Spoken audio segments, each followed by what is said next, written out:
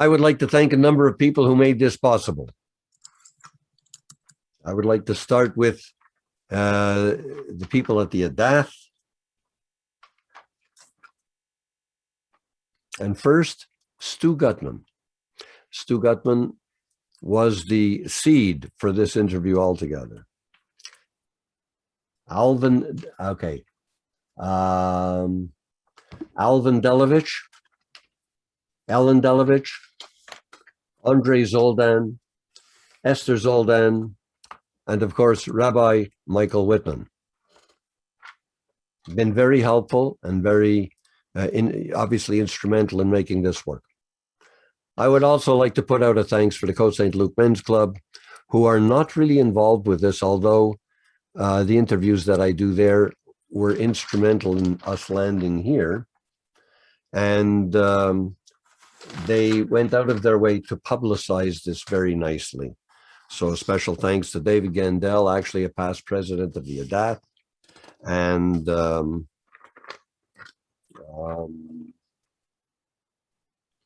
thank you for the publicity and the support.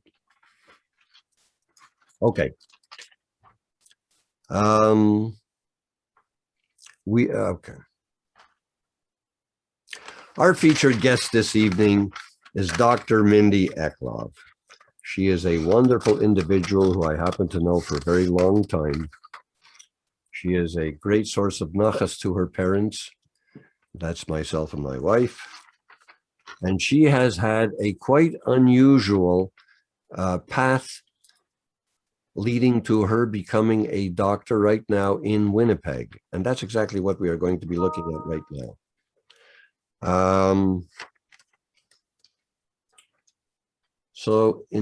Okay. So we are going to start, Mindy, with you right now, and we're going to start as follows. Let us start with your early years, your upbringing. Would you introduce us to your very early years? Sure, yeah. Your family a little bit. Sure, absolutely. So I, as was just alluded to, this is my dad who is interviewing me now. So my early years were very much, with him and my mom. And there's actually 6 kids in the family, so I have 5 siblings. And these people are my best and closest friends, my siblings, my family. I was really quite lucky to grow up in the family that I did. And in a very tight-knit community, which really had a strong impact on me through my life, through a lot of the values that I live by today, and a lot of the things that you'll hear about as we go through when we talk about a little bit how I made choices through my life and got to working in the Jewish community, working in international nonprofit, and then my pathway to medicine and the type of medicine that I practice now. Right. Let's just early memories or early impressions of family, aside from being your favorite people, which you said, and you're our favorite people. Well, some of my earliest memories, I suppose, ongoing memories with my family were, as I mentioned, we're very close, very tight-knit family. We used to have something called family activity that we would do every weekend, which really resonated with me at the time and certainly has stayed with me today. It was all of the kids, all 6 of us, and of course my parents as well. You had to reserve a block of 4 hours on the weekend, the same 4 hours. And we, on a Saturday or Sunday, you weren't allowed in making other plans. So either on Shabbos or Sunday, if we had an outing that we wanted to do. And we would get together and we would do something together uniquely as a family. So either we would play games at home, and sometimes we played card games, sometimes we played charades, sometimes we played whatever else we could come up with.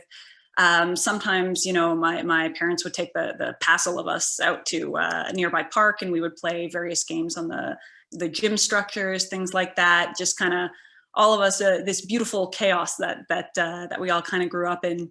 I also remember pretty vividly that we had family dinners every night. So we had to be home at 6 o'clock every night. Friday night obviously depended on what time Shabbos came in. It wasn't always 6 o'clock, but We had to be home for that. And so we had very lively, family dinners. Mom would make whatever she was making that night. We'd all sit around and chat, all over the other. And it was very, very, a really great experience. Those are some of my memories from growing up. Super. Okay. Now, basically, for schooling, you went to JPPS and Talmud Torah. I went to JPPS, and then Herzliya. And my old principal happens to be one of the participants or attendees right now. Hi, Sid. Who I then worked with later, actually. But yeah, I did. I went to JPPS and Herzliya for high school. Any impressionistic events during those times? We'll get to the trips to Israel in a minute. Other than that, I mean, good time through school. Yeah, I mean, it was a pretty. I had a pretty positive experience in school. In elementary school, I joined the chess club and I competed in chess, and that was really something that I had a strong interest in. In high school, I never once, for the life of me in high school, thought that I would go into anything science related. I absolutely avoided all the sciences. So, I mean, that was nice too, but I was very involved in the English play and the high school plays and such that we did. So all of that were things that that stuck out with me. And those are some of the memories that I take with me from elementary and high school. I think it's, as you said, we'll get into some of this later, but I thought it was super lovely when, when I transitioned after that and wound up working with my old principal, Sid, later on, which we'll talk about, I know. So that was very nice too. Okay, super. So your leanings in high school were towards the arts and the theater and the performing. Okay. You also went to Israel. I did. As a school trip. How did that impress you? So in Herzliya, I think they're still doing this at the time, but Herzliya, Bialik, all the schools in Montreal, in the summer between grade 9 and 10, you had the option of going on an 8-week Israel trip. I don't know if they're still doing it now. I think they might be. And I went, and it made a big impact on me. It was my first time in Israel, for starters, which had a very strong influence on me. But also the two branches of Herzliya went together. So at the time it was Herzliya Snowden, Herzliya Saint Laurent. And I went to Snowden, so I only knew the other students and my friends there. And I met a whole bunch of new people there from Herzliya Saint Laurent that had come, and made a lot of friends who wound up being very influential for me. They wound up introducing me to the B'nai B'rith Youth Organization, which I joined after as a teenager, which also was very influential for me in those really early formative years.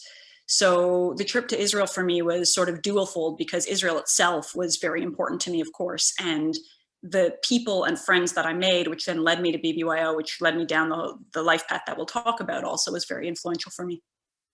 Excellent. Okay, then after high school, you went through CEGEP and university, and I guess it's no surprise that you went through performing arts. No surprise. I did in Dawson. So I went to Dawson and I did creative arts there, and I focused on drama, and I learned to play guitar there, and I did painting, and I did humanities, and all kinds of very, very arts related things. And then I went to Concordia, where I studied theater, and my areas of focus in theater were acting and directing. And so that's what I did in university. Again, nothing related to medicine.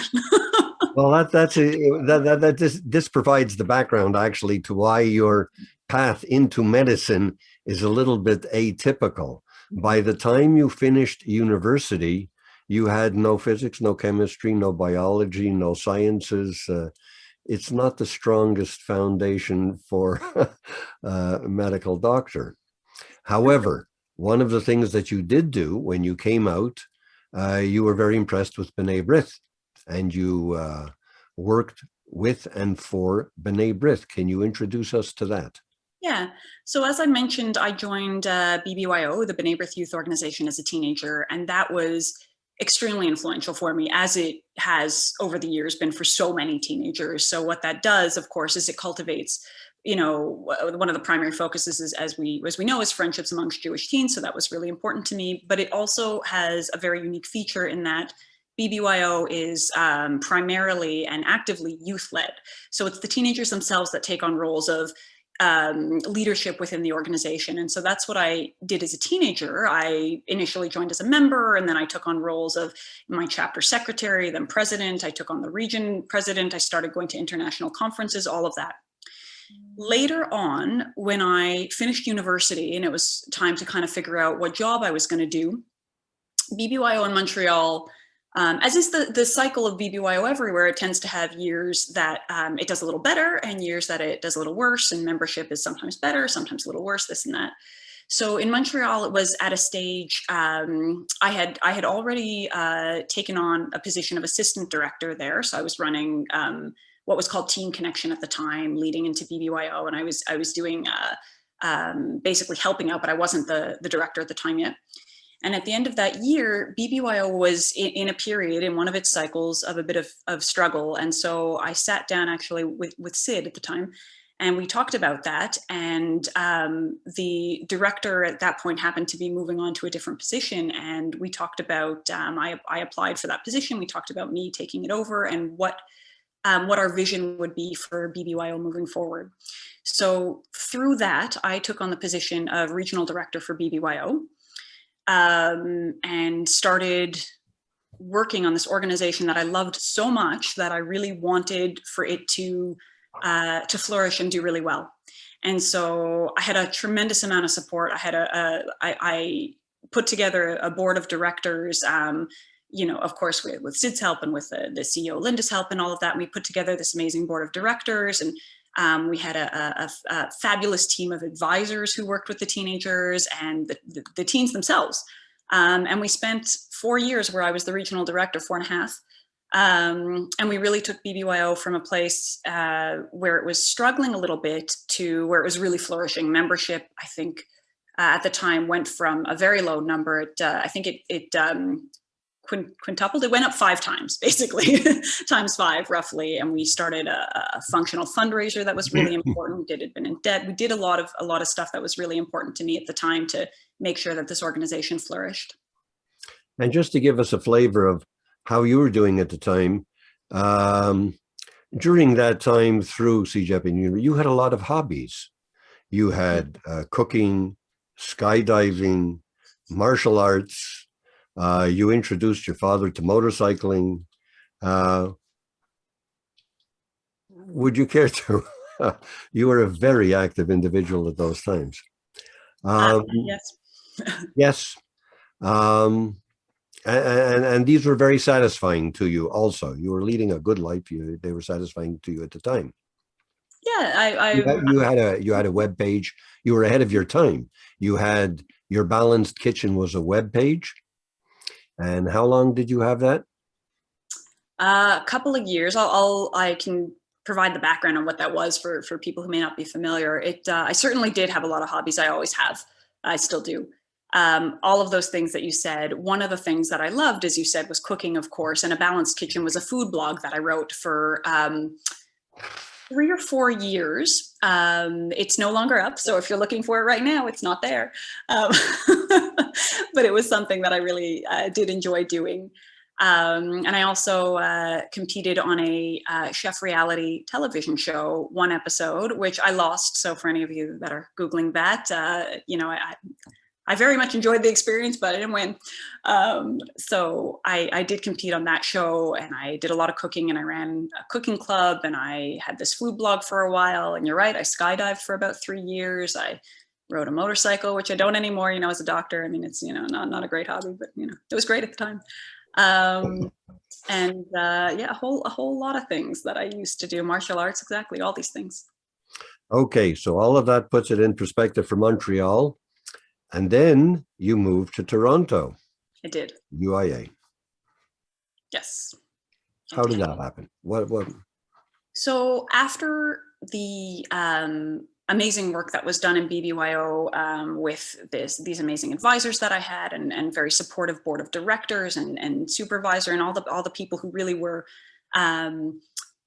helping to, and then, of course, the teens themselves, helping to really build up BBYO. After a few years of that, when BBYO really was in a very good place in Montreal and Eastern Canada region, Ottawa was part of our region, it was time for me to figure out what my next steps were going to be.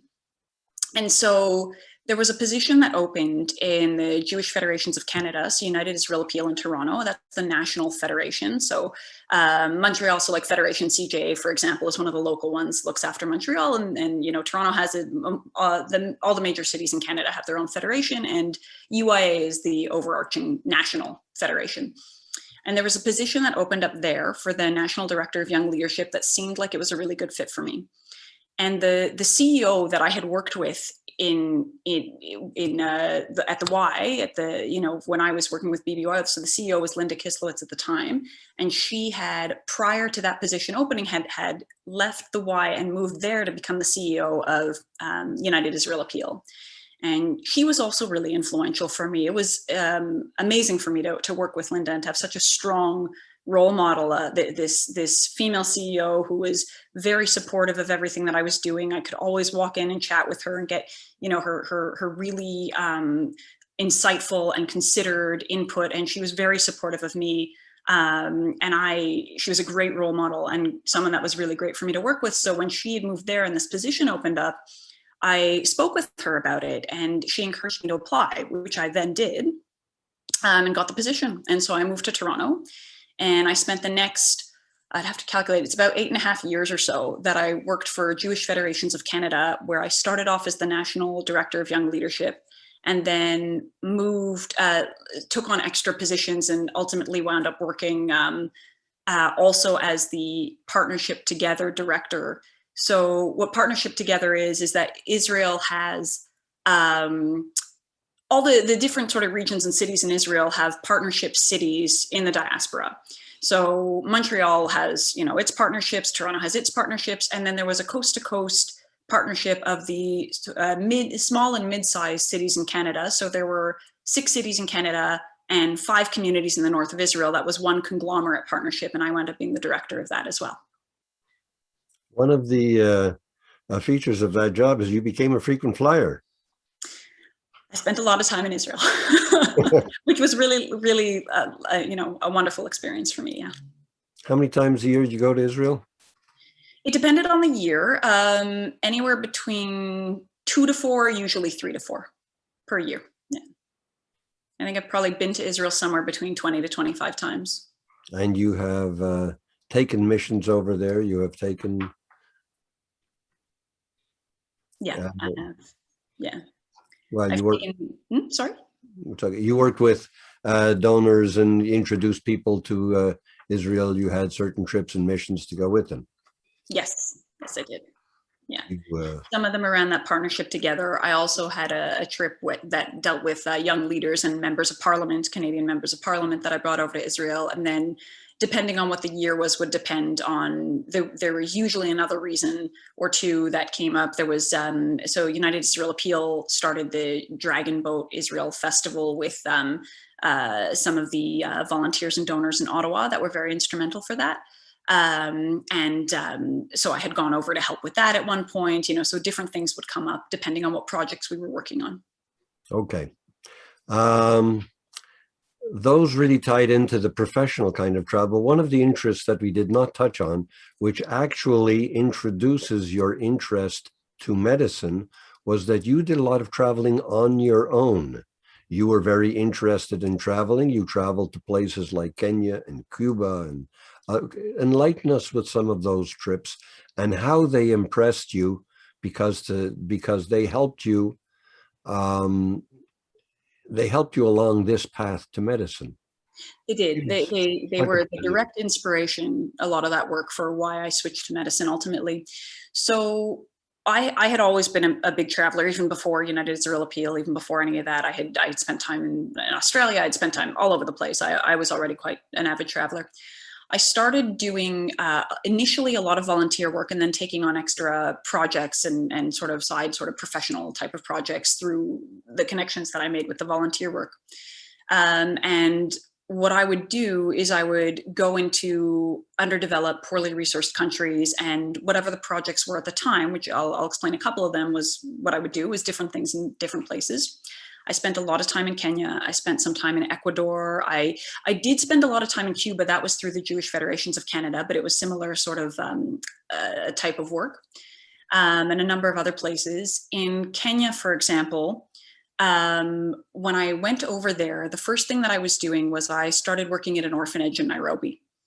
And then from that, after that, the next project that I took on while I was in Kenya was, and I was in Kenya from for quite a few weeks, from 2009 to 10. And what I did was, from that, I moved into a project where Kenya had undergone all of these political riots in 2007, so 2 years before I got there. And a lot of people had their homes destroyed. A lot of people were still internally displaced. They had lost family members. There was a lot that had, a lot of tragedy that had happened then.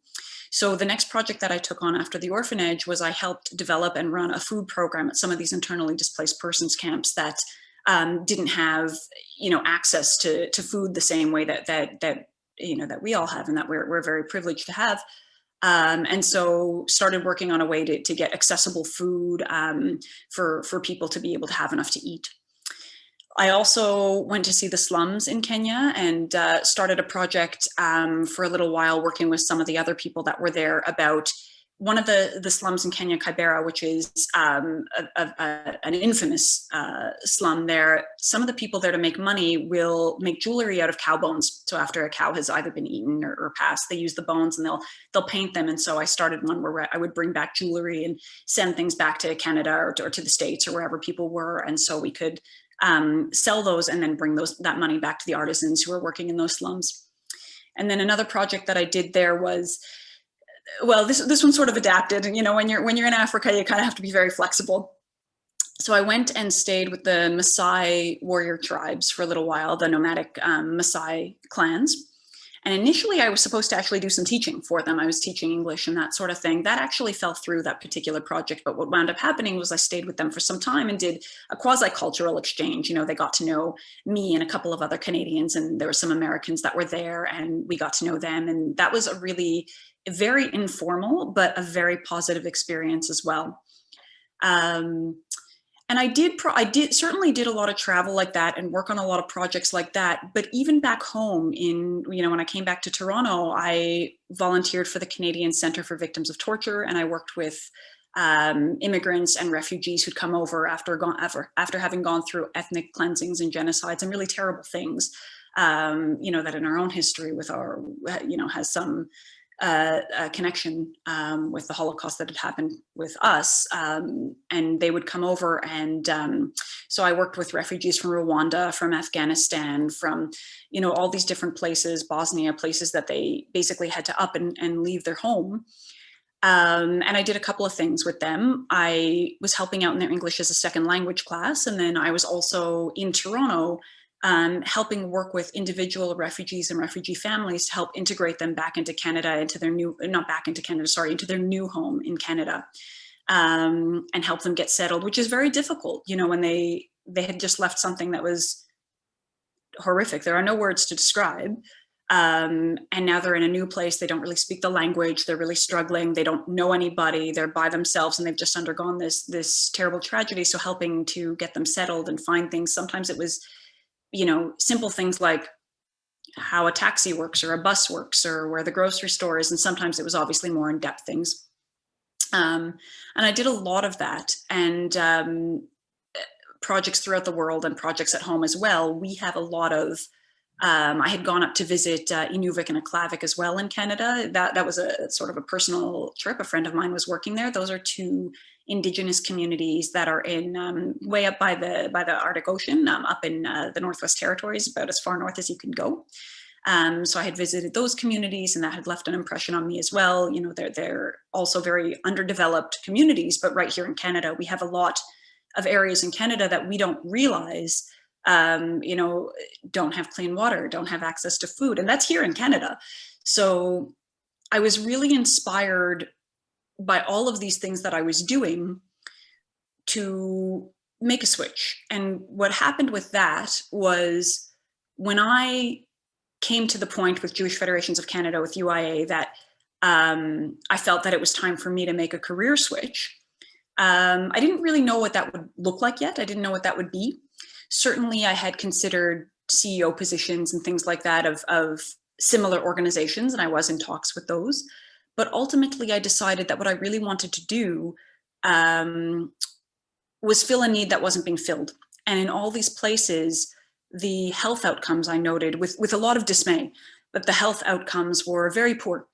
And for things that we take for granted in the developed world, that these people didn't have. They didn't have access to medicines. They didn't have access to vaccines. They didn't, whatever you can think of, simple things would have a huge effect on these communities because they didn't have access to healthcare, to physicians, to any sort of medical care. And I decided that what I wanted to do was fill that need. And so I made a career switch and decided to go to medical school with the goal from the beginning of working in communities that didn't have the resources that our larger cities do. And because it had such an impact for you and was a turning point, you went to Ecuador, you went to Cuba. Would you enlighten us or share with us some of your experiences there? Because this traveling that you did was volunteer. It was not part of your job. Not part of the Jewish Federation's job, no. Correct. So, sorry, but yeah.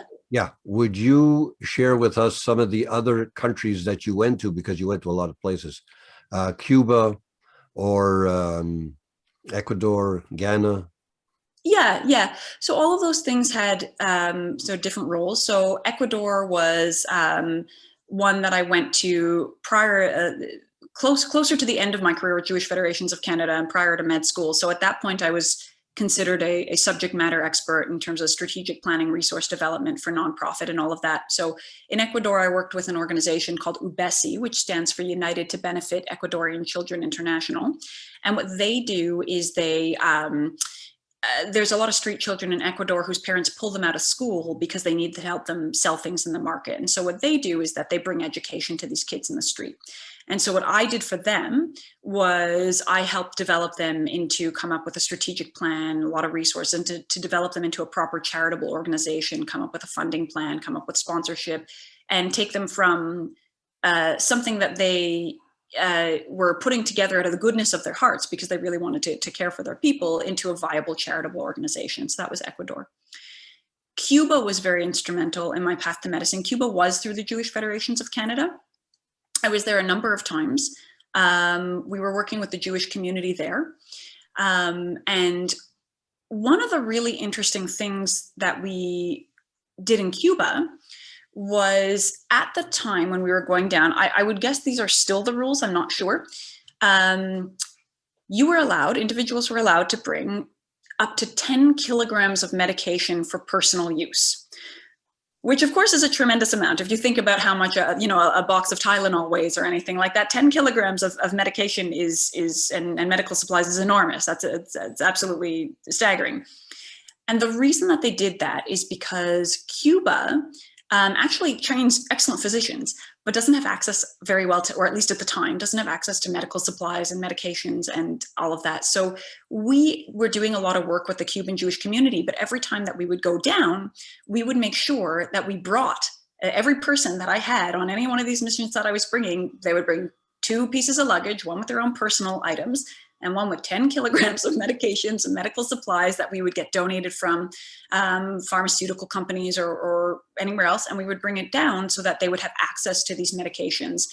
And that was very striking for me as well, because here was a country that was training very good doctors and was, in a lot of ways very different from some of the other places that I had been. It hadn't gone, the route of Kenya or some of these other places with some terrible tragedies. Its issue was very much political, very much had to do with the communist government and the trade relations that they had. And the idea of trying to sneak in these medications so that they could make their way to the black market pharmacies so that people in Cuba could have medication really stuck with me as well. And then Ghana, as you mentioned, so Ghana in West Africa, that I actually went to after I started med school. So that was not, when I started med school, as I said, my desire and my entire goal was to become a physician, to work in these remote communities that don't have resources. So in between year 1 and year 2 in med school, you do a month-long observership. And so I wanted to go and see how medicine is done, because most of the things I had done up until that time in these countries was not, with the exception of the medications in Cuba, but most of it was not medicine related. So Ghana in West Africa is a country that has a fairly, in terms of the standards of the region, a fairly better developed medical system. It's nowhere near the medical system in Canada or anything like that. So better developed is relative. But I went there so that I could see what medicine looked like in a country like Ghana, and what resources they had, and what you're dealing with, what their health outcomes are, and that was very impressionable on me as well. I remember their emergency department, for example. If you went to the hospital, the emergency department was a few chairs in a field. So if you had to get over to emerge, it was basically like, oh, there's that, that green field, or, with the weed over there, that chair, that's where you sit. So it was that sort of thing. Amazing. Okay. So let's just start. Okay. Your ideas, we're going to back up just a little bit. You are in Toronto making your career change. It would be worth mentioning, first of all, you could have served these communities in many ways. You could have become a CEO of a large organization, which would not have required the sciences and would have fit into your skill set at that time. And yet you chose instead to go as a doctor, which was outside of your field of expertise at the time. Yes. Why? When I was figuring out what my next steps were going to be, I was in talks with some organizations that were doing similar work, that were community development, nonprofit organizations, international development type of things. They had some CEO positions. They were interested in having me apply. And they would have been a great fit, and I would have had a great time, and it would have been very meaningful work. I think that had I done those positions, I would have done a really good job. However, I also think that there were lots of other people, at the time, and certainly still now, that also had a strong interest and also would have done a really good job. And, in fact, one of the positions, I know the person who had, not personally, but I know of the person who took it over, and they did do a really good job. And there was a lot of interest in those positions. And I knew that if I didn't take on those positions, somebody else would, and somebody else would do just as good or better than I would have done with that position. So that need was going to get filled. But what I also knew from all the travels that I had done and all these different projects was that if I didn't take on the position of becoming a physician and serving in that realm, nobody else was taking that on. So there are lots of physicians certainly that work in that arena, but not enough, basically. So if I didn't take that on, it's not like there was a lineup at the door to fill all these medical spots that needed to be filled. And so I decided that what I really wanted to do was help in a way that there simply wasn't enough. There weren't enough people taking that on and helping out in that respect. And that's why I decided, it was a very, it was a tough thing to do, certainly with no science. I signed up for the MCAT, which for those of you who might know, that's the admissions test to med school. It is a test of science. I signed up for it without even knowing it was a test of science, and then kind of looked at it and said, oh, I better figure some of this out. How did you proceed? Sorry? How did you proceed? So how did you get from theater background, etc., write your MCATs? Yeah, so I didn't even have the science background or knowledge to keep up with a prep course. That was the obvious thought of what I could do, was do a prep course. And so when I had a look at them, I actually didn't even have the basic knowledge to be able to do that. So I had to learn organic chemistry, general chemistry, physics, and biology. There was also a verbal section at the time, but that one, thankfully, was the one section that actually I could do. The literature was something that came more naturally, thankfully. So I worked with private tutors to get me to a level where I could keep up with a prep course. I enrolled in a prep course. I wrote the MCAT in August. I can't remember the year. But anyway, that particular MCAT that I had written initially, my first one in that August, I didn't do well enough to get into med school. wasn't going to fly. So I actually had to rewrite it. So I signed up for I gave myself a few more months, and I signed up for the next session in April, and that would have been probably April of 2014. So the August probably was 2013, and then April 2014. And I wrote the MCAT there, and I still didn't do awesome. You know, you don't have a science background, that sort of thing, but I did well enough to get into med school. From there, without having the science prerequisite courses, I wasn't eligible for a lot of the med schools. There's a handful of med schools in Canada that I was eligible for, a handful in the States, but I wasn't the primary candidate that they look for in Canada. There's a couple schools here that I did apply to, but I also decided to apply outside of Canada. So I applied to schools in the Caribbean, I applied to Ireland, I applied to Australia.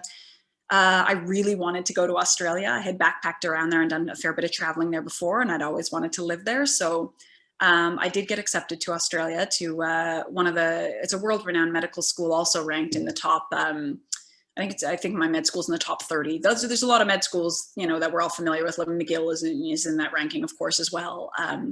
And my medical school, which was the University of Queensland in Brisbane in Australia, is also quite high ranking. And so when I got in there, either I hadn't gotten in elsewhere or I withdrew the other applications that I had. I did get into one of the schools in the Caribbean, but I wanted to go to Australia. And so I withdrew any remaining applications I had and made plans to move my life over to Australia. One of the points about Australia is that being a Commonwealth country, it recognizes the degree that if you get a medical degree in Australia, at least the degree, not the entrance, but the degree is recognized here as well. I'm not quite sure that made a difference to you at the time. Were you planning, you know, did you have an idea of coming back to Canada? Yeah, it's not so much the Commonwealth country. There's a world directory of medical schools. Can't remember what it's called, the Fairmina or something like that, but it's a world directory of medical schools that all undergo certain rigorous authentication of all of their training and such. And Canada recognizes the degree from any of those schools. You still, as an international medical graduate, if you're competing to come back to Canada, still are at a significant disadvantage. There's fewer spots. If anyone listening here, if anyone is considering going to medical school overseas, if your kids are, if your grandkids are, please feel free to get in touch with me, and I will give you the real story of how difficult it can be, because the schools themselves will advertise to you, oh no, everything is open to you. You can stay in Australia and work. You can come back to Canada and work. You can do it all. Theoretically, yes, you can. Practically, it's an extremely difficult thing to do. So if anyone actually knows someone, feel free to put them in contact with me and I will walk them through that process. But yes, at the time, I wasn't thinking for sure that I was going to come back to Canada necessarily, but it's not a door I wanted to close either. So I was very happy to go to Australia. And then I had intended initially on staying in Australia, but while I was in Australia, I met my now fiance who's also Canadian, who wanted to come back. And so when he wanted to come back, we started making plans to do so. And we really spent a lot of time strategizing how that was going to happen and what we needed to do for both of us to get the type of medical careers that we wanted and the places that we wanted, and be able to match home. Because as an international medical grad, for example, the positions that we got, we competed for 1 or 2 spots amongst thousands of applicants. It's a very difficult pathway home. So we feel pretty fortunate and blessed that we were able to do that. Well, we perpetually thank Jeff for his desire to have you both come home. But I think it's interesting to note, and most people would not be aware, the strategization that you talk of means that I think in second and third and fourth years, you took electives in Canada in the areas that you might want to return to.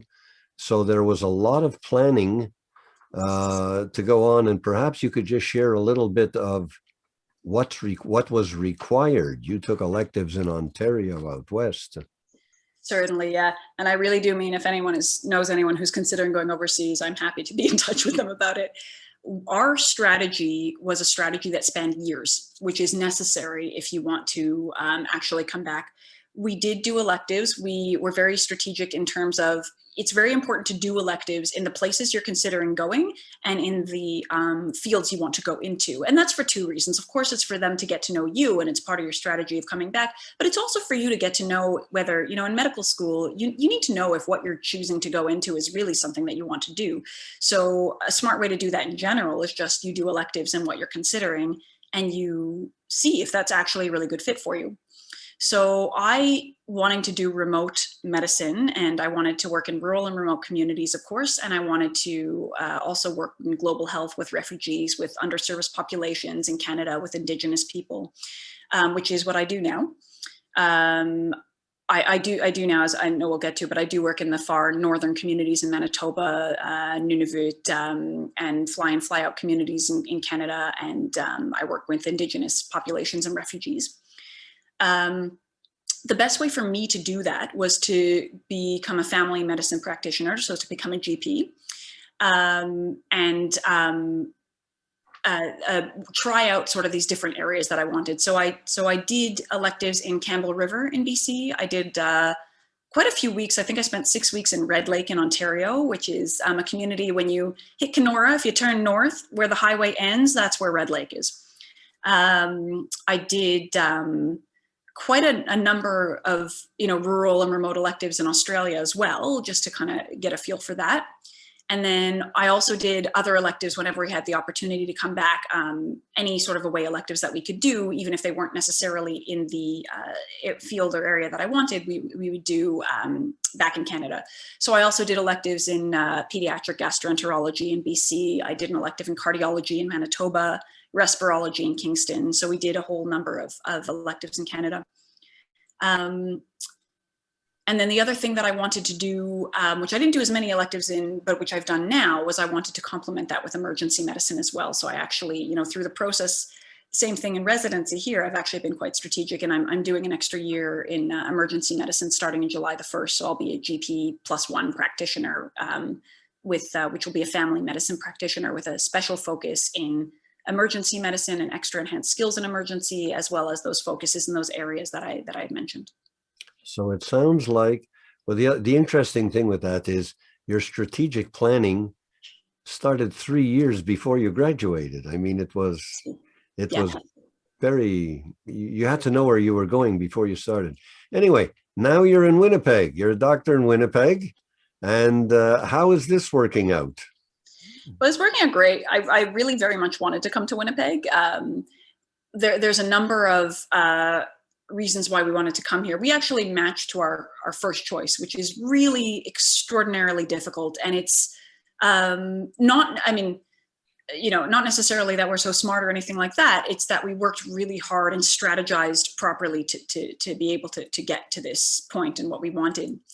Winnipeg, Manitoba has northern communities. It's a very, it's one of the provinces in Canada with an extremely high population of Indigenous people here, as well as underserviced communities and areas. The north of Manitoba is very poorly resourced and needs physicians.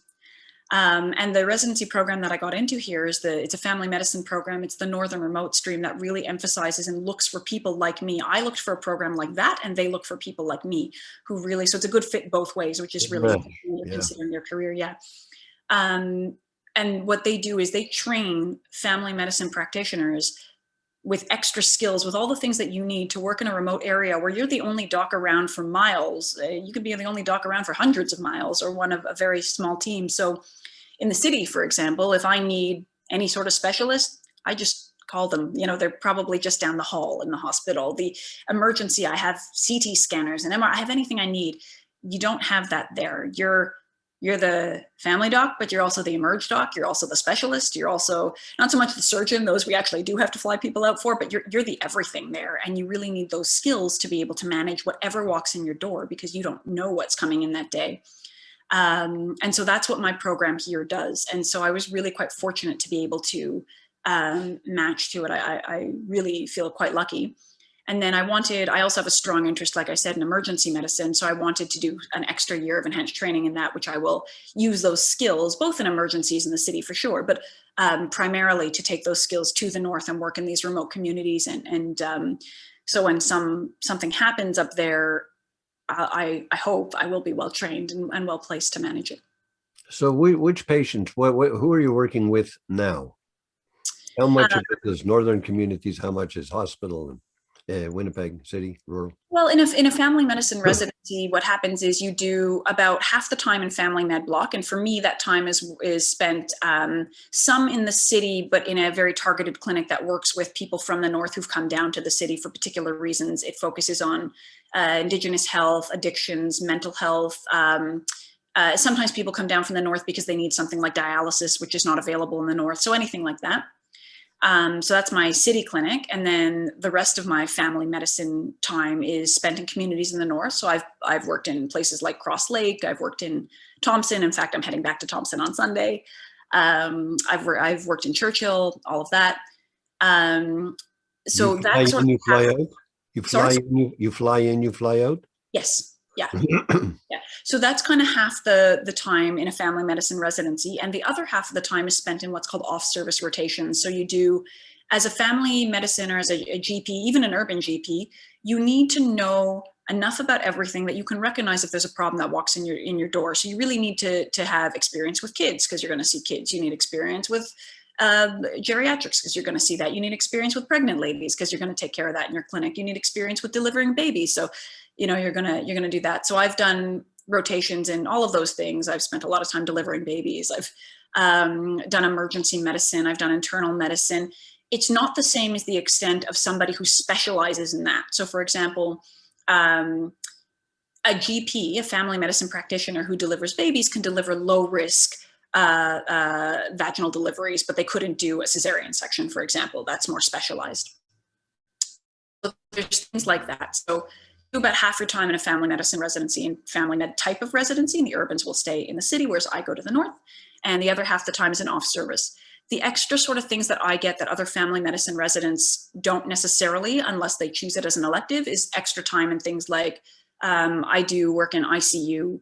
I do work on the newborn neonatal resus team. So if any babies are born that there's a concern about them and they aren't doing well and they need a resuscitation team, I've done that.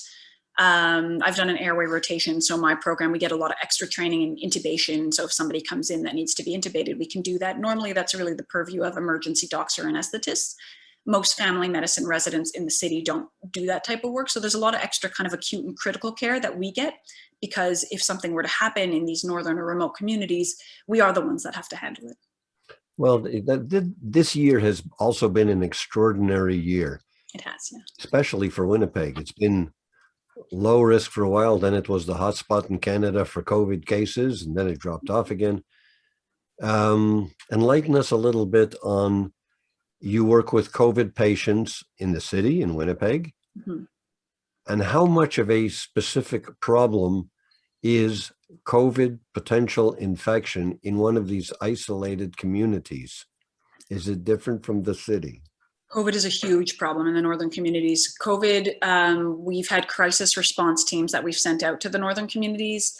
With the nature of the living circumstances and the functionality and resources in these communities, if and when COVID gets into them, it can actually wipe out the entire community. It is a very, very large problem. It continues to be a large problem. We've had multiple outbreaks in our northern communities in Manitoba that we have had to send our crisis response team to manage.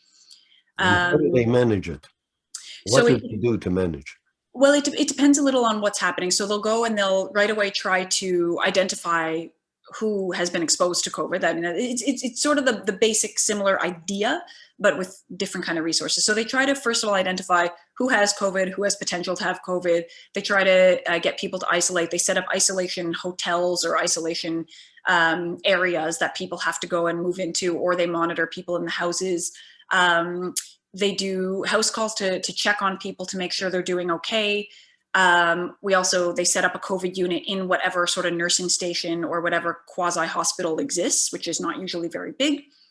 They teach the team there, whoever the volunteers are that'll coming in and whatever other healthcare people are there, how to function, how to put on proper PPE, how to protect themselves, their families, and care for these patients. And then they do a lot of triage as well. So it's really important to know who you need to send out of community because you can't manage them there, and who you can keep in community and monitor versus who is actually going to do okay, and you just kind of stay in touch with them, but they're okay at home. So a big part of it is actually identifying who's at what level of risk and how they're coping. And then you have to send them out of community quick enough that they can get care. And that in itself is no small feat. So it's not just that you see someone and you think if they need oxygen, there's not a lot, we don't have a big reserve of oxygen in any of these communities. If they need a little bit, we'll have it. But if they needed, let's say, ventilation or ICU care, we certainly don't have that up there. And identifying people before it gets to that state, because when you try to send somebody from the north to Winnipeg, that in itself is an entire ordeal. Through COVID, for example, as we know, COVID has been going on for over a year, so it has taken place through the winter. The winter in Manitoba is very difficult. Sometimes our transport medical planes cannot fly in the winter. Sometimes they attempt to fly and go one place, and then they even they can't fly, maybe because it's because of the weather itself, but maybe the cloud cover is too low, for example, and they circle and they have to go back because they can't land. Big planes cannot land in these communities, the big planes that have all the radio output and all of that, the communities they don't have the infrastructure airport for those to land. So you're looking at very small medical planes. They have to be able to see the runway to land. They have to be able to get the equipment. If it's too cold or if there's too much of a problem, some of these planes can't fly. If they get 2 or 3 calls at once, 2 or 3 calls we can probably handle. But if there's too many calls at once, we have a very limited capacity of pilots, fuel, physicians that take part in these different medical airline transports. And on top of that, they also they have to triage for themselves. So if they get multiple calls, they can say, what are you dealing with? What's this person have? All the rest of it. And they're also on the phone with the next community. What are they dealing with? And they will actually develop a priority list. So your patient, for all of these reasons, you may want to send them out on whatever day. They may not be able to get out of community for a couple of days. And then on top of that, to get down can take hours, depending on how they go. So you really have to be very strategic and very able to recognize that someone is at risk of deterioration because of COVID or because of anything, frankly. It's not just COVID. Getting people out of these northern communities can be difficult. And you have to do that with enough time that if something were to happen, it doesn't happen in the northern community, because the worst case scenario is that somebody crashes and you don't have the resources to help them. So you don't want them in the community if that were to happen. Okay, I'm just going to ask one more question. Then we're going to get to a couple of questions that have been asked. At one point, Winnipeg was a hot spot in Canada. Are you ever concerned about you go into the COVID wards, you treat COVID patients. Are you ever concerned about yourself or Jeff or your other doctors that you are in a high risk situation? Yeah, I mean, of course, we're always concerned. It is a high risk situation. The hospitals, when this started, the hospitals didn't have the best strategy at the beginning in terms of making sure that we didn't know what we were dealing with at the time when COVID hit. Nobody knew yet. So over the course of COVID, as it has evolved, our strategy in terms of managing it and protecting ourselves and our healthcare workers has also evolved. There's always an underlying level of stress about yourself and your, the other healthcare workers and your nurses and the whole team and everybody as well. But we walk into the hospital now and we put on a full protective equipment. We've got our goggles, we've got everything tied back in order to, our masks, our gowns, in order to even enter the COVID ward. Everything excessive on your person,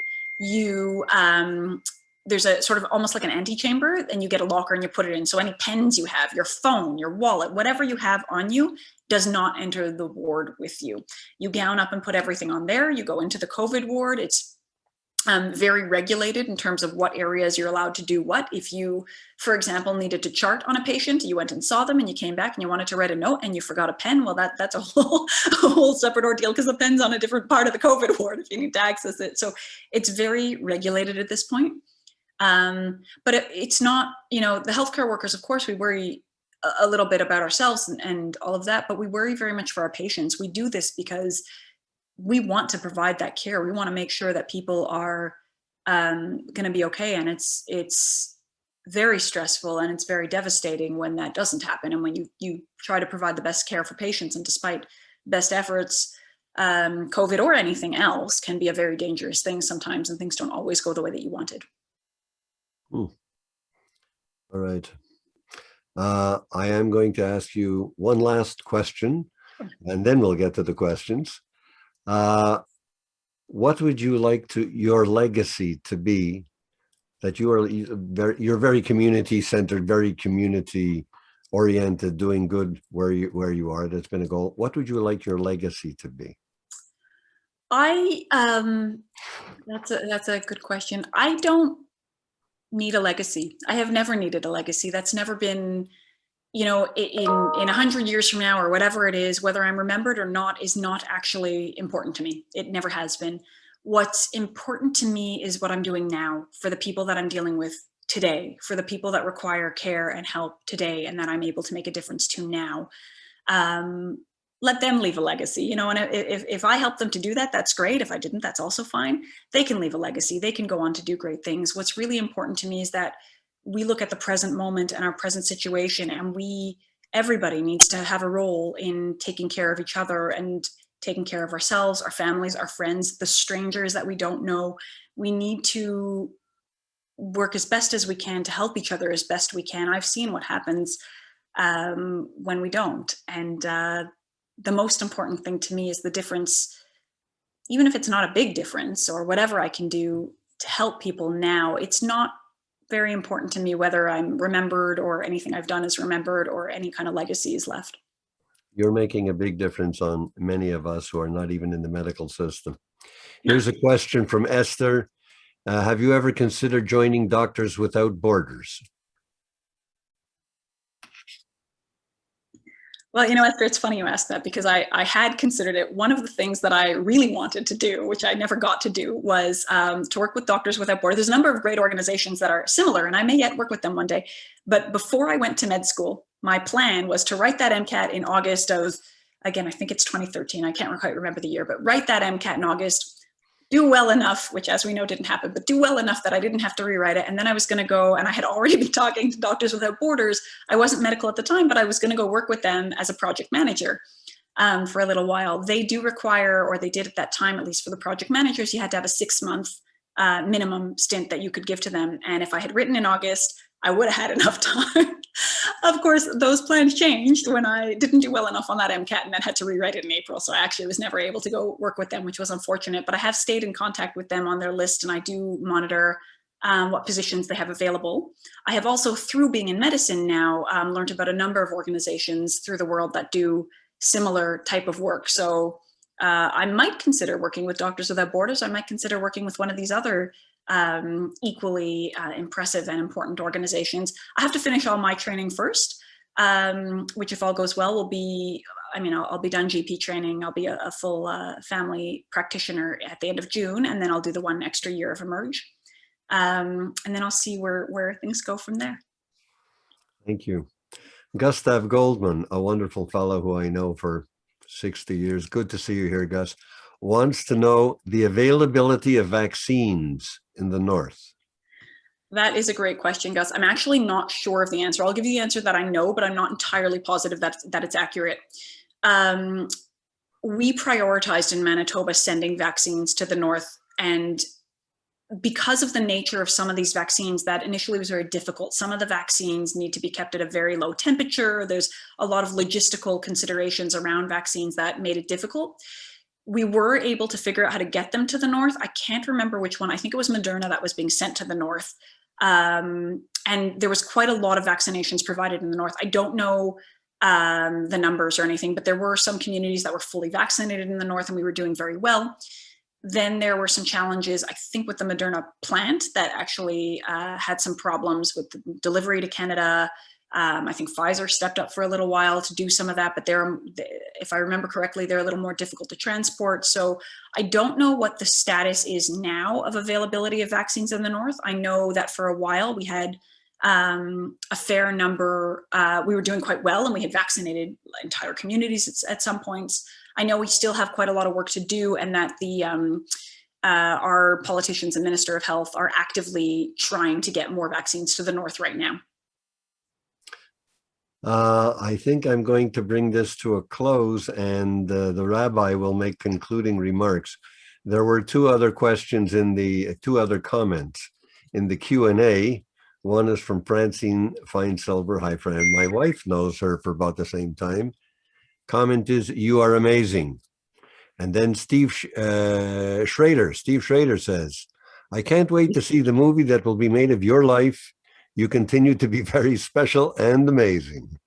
So clearly there is an inspirational element that reaches out somewhere where you don't know. When you live a certain way and you do certain things with your own goals, other people can be inspired by it. There are, okay, I'm going to work like that. Mindy, you are always a delight to us. Lots of nachas. We love you dearly. It is an inspirational story. It is terrific. I am going to now turn this over to the rabbi, who will make some concluding remarks to end the program. Thank you, Rabbi. Wow, Dr. Mindy Eklove. That is incredible, incredibly inspiring, so multi-talented.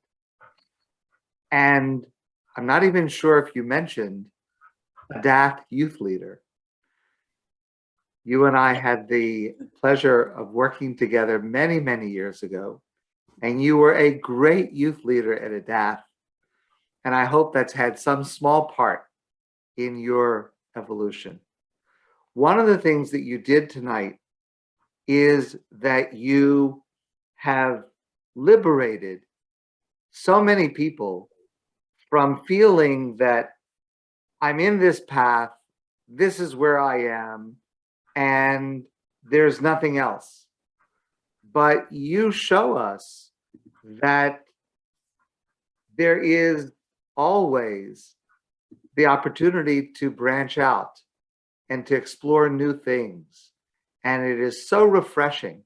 I think people will be very inspired by your story, which is so fascinating. The last point I want to make is, although you've done already about 10,000 different things, and I'm sure you'll do another 100,000 different things, but there is a common denominator, and that is helping people who need your help. What an amazing theme to run throughout your whole life. And it's so fascinating to see how the individual steps lead to medicine. Certainly from a Jewish point of view, the highest opportunity of saving people's lives and returning their health to them. May God bless you to continue your energy and your interests, helping people and growing yourself. We wish you much success. I'm grateful to you for inspiring all of us. And Charles, I am grateful to you and Sheila for raising this child like your other children.